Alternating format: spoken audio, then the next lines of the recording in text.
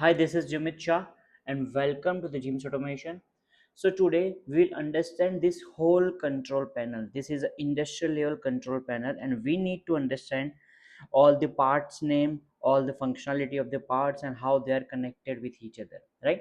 So please note we are going to understand our full course on this control panel. So it is very important that you understand this PLC. Okay, so of course this is our PLC HMI control panel. This is our Allen Bradley PLC control panel, right? So this is my PLC, this is my HMI, and all other things are connected with this PLC, right? So let me go step by step and give you the information of this control panel. So these are my LED lights. Okay, output number 1, output number 2, and output number 3, it is clearly written, right?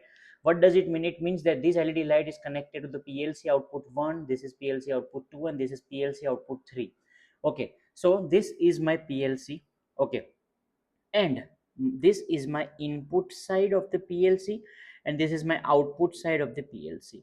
So these LEDs, output 1, output 2, and output 3, are connected to the output side of this PLC. Output 1, output 2, and output 3 rules are already given over here, right? So these are the output of the PLC. Then if you see, there are 3 push buttons: input number 1, input number 2, and input number 3. Okay, so this is also connected to the input side of the PLC. Okay, so here this is my input side. So these push buttons are connected to my PLC.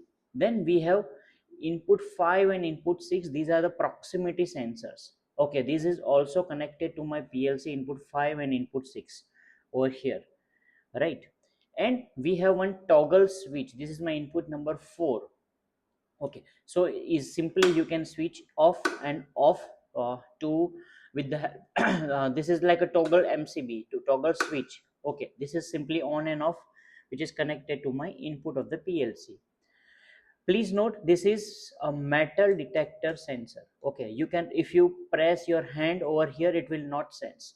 You will have to keep some metal on this, then only this will sense. Okay, then we have one emergency switch which is connected to my input number 0. Okay, that means here this is my input number 0. Okay, so when you press this, this is like your industrial purpose. Okay, every machine has an emergency switch. Once you press this, okay, so you should make a program that my inputs and outputs, everything will be stopped, my machine will be stopped. So we have kept this to give you an industrial experience, right? So this is emergency switch, you just need to press. Okay, and then if you want to open, then can you see this circle? If you open like this will be open. Okay, so this is not pressed now.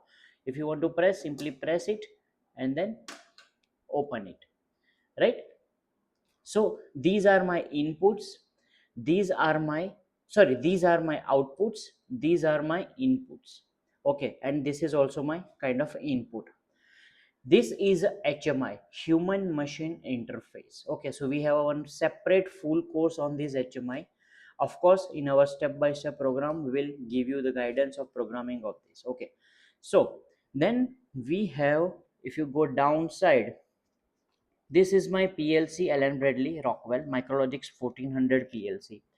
Can you see, this is Micrologics 1400 PLC, where this is my input side of the PLC, this is my output side of the PLC.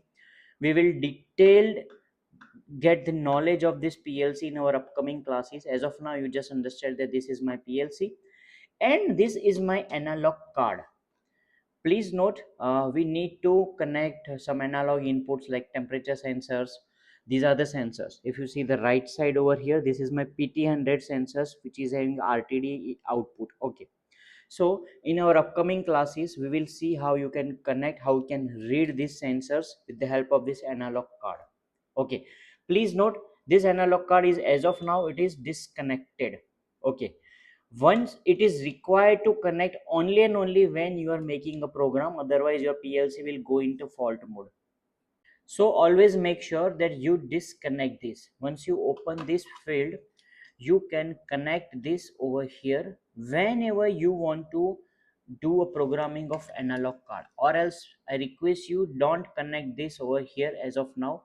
or else your PLC will go into the fault mode, and then you'll have to proceed for some process to remove the fault code. So that is like a headache. Okay, so better you disconnect as of now. In our upcoming classes, I'll teach you that how you can connect and when you should connect this. As of now, this is disconnected, right? So this is my PLC, and this is a modbus connector. Okay, of course we are going to understand the, please note, this is my temperature controller, right? So this data we will read, this data we will read with the help of PLC, with the help of this modbus communication. So this is required for RS485 modbus converter. Okay, so this is connected to my PLC channel 0. Okay, this cable is connected to here, this is channel 0. Okay, so this connector is converted to my channel 0 of this PLC. Okay, then we have some MCBs over here. If you can see, there are 3 MCBs. Okay, this MCB, first MCB is for my temperature controller. Okay, so turn on this only and only when you want to read the data of this, otherwise you don't need to turn on unnecessary, right? So keep this off if you don't need. Second MCB is for my PLC. This is for my PLC. Okay, so once you turn on this, my PLC will be turned on. As of now, power is disconnected, so this is just for an example. Okay, so when you want only PLC programming, you turn on this PLC. When you want HMI to turn on this HMI, okay, then you turn on this MCB. Okay, so these 3 MCBs are, one, first one is for my temperature controller, second one is for my PLC, and third one is for my HMI. All right, then we have relay, and these are the relay base. Okay, please note that relay are connected to my outputs. Okay, here you need to understand one thing, that you cannot directly connect these outputs to the PLC, or else your outputs can be burned, can be shorted, one can be damaged. Okay, so this is an industrial practice, that you should keep some relays or contactors between the output pin of the PLC and the actual outputs, whether it is motor, solenoid valve, actuator valves, compressors, whatever it is. For understanding, we have kept the output as a LED as of now. So what will happen when your output is on? Okay, let's suppose your first output is getting on. So this relay will be on, triggered. This is connected to my relay. So this relay coil will be energized, and this LED1 supply will go to my LED1, and this will be turned on. The same way, if my output 2 is on, so this relay will energize. Can you see, this is output number 2, this is output number 1. So this is a 24 volt, so this relay will be energized. If output 2 is on, so this output 2 will be energized, and this relay will be on. So this 24 volt will transfer to LED2, and my output 2 will be turned on. The same way, the output 3, this is the output 3. Okay, so when your output 3 is turned on from the PLC, so this point will turn on your relay. Okay, this will energize your relay.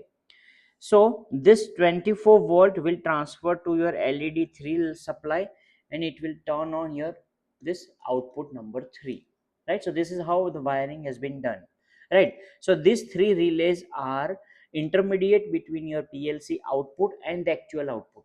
You cannot connect your physical outputs directly to the PLC. This is an industrial practice.